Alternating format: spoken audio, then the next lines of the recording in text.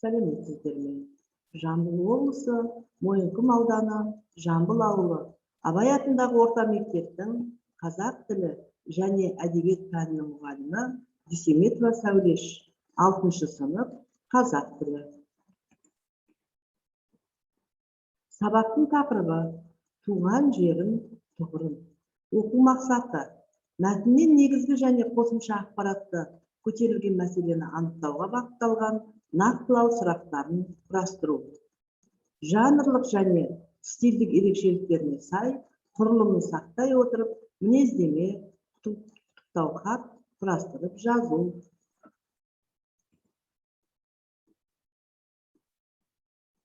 Бағалау критерийлері мәтіннен негізгі және қосымша ақпаратты анықтайды, нақтылау сұрақтарын құрастырады, мінездемені жанрлық стильдік ерекшеліктеріне сай құрастырып жазады.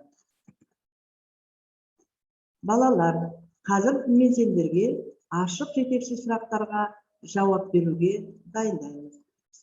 Суретте не бейнеленген балалар? Бүгінгі сабағымыздың тақырыбы қандай деп ойлайсыңдар? Неліктен? Суретке қарап, кәнекей ойланамыз. Жақсы. Олай болатын болса балалар, біз оқулықтағы бірінші тапсырманы орындаймыз.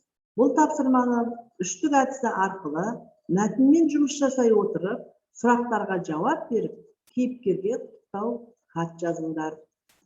Бірінші мәтінмен танысамыз. Ұшы-қиырсыз сары дала. Сары даланың бір ұшында сары бел. Сары белдің бауыры сағым ба, әлде шалқар көл. Шартабақ күн төбеде. Шалқыған ыстық жер көкте, табанын тасқа тілдіріп, жанарын жасқа жолдырып, маңдайын жел күнсітіп, таңдайын шөл қаңсытып, сар желіп келеді сарыдан. Таусылмайды сары дала, жеткізбейді сары бел. Сары белдің ар жағы бота күнгі мекені, бота күнгі мекенін боздап іздеп келеді. Жүректегі бар шерін қозғап іздеп келеді. Екінші мәтін балалар. 8 жыл бұрын француздық ерлі-зайыпты қазақ қызын асырап алады. Оған Оливия Мария Фатима есімді береді. Оливия естілетін жасқа жеткенде өз елін көруге қатты құштар болады. Ата-анасы қызының бұл қалауын орындап, қызын Қазақстанға келіпті. Рахмет, сау бол деген бір қатар қазақ сөздерін жаттап, Оливия Мария Фатима бүгінде туған жерін танып білуде. Қане балалар, егер осы екі мәтінді тыңдасақ, мынандай сұрақтарға жауап береміз. Сарыатан деген не? Сарыатанның туған жерге деген сезімі қалай бейнеленген?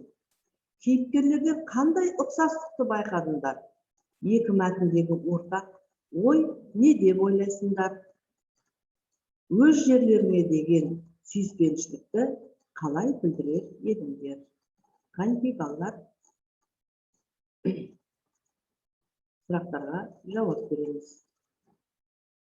Жақсы жауап береді деп ойлаймын. Осы тапсырма бойынша мәтінді түсініп оқиды, сұрақтарға жауап береді, құттықтау хат жазады. Екінші тапсырма. Сұраққа жетіп ал әдісі арқылы балалар берілген тапсырма бойынша нақтылау сұрақтарын құрастырыңдар. Тірек сөздер берілген. Тірек сөздер бота күнгі мекені, құштар болу, қазақ сөздері, туған жер, туған жерге сағыныш. Бірінші топ негізгі ақпарат бойынша, екінші топ қосымша ақпарат бойынша, үшінші топ көтерілген мәселе бойынша жұмыс жасаймыз. Яғни сендер дескриптивтермен жұмыс жасайсыңдар. Мәтіннен негізгі ақпаратты іріктейді, қосымша ақпаратты ажыратады, көтерілген мәселені анықтайды, нақтылау сұрақтарын құрастырады деп сендерге дескриптив бердім. Осы бойынша әр топ өзіне қажетті жұмыс бойынша жұмысымызды жалғастырамыз.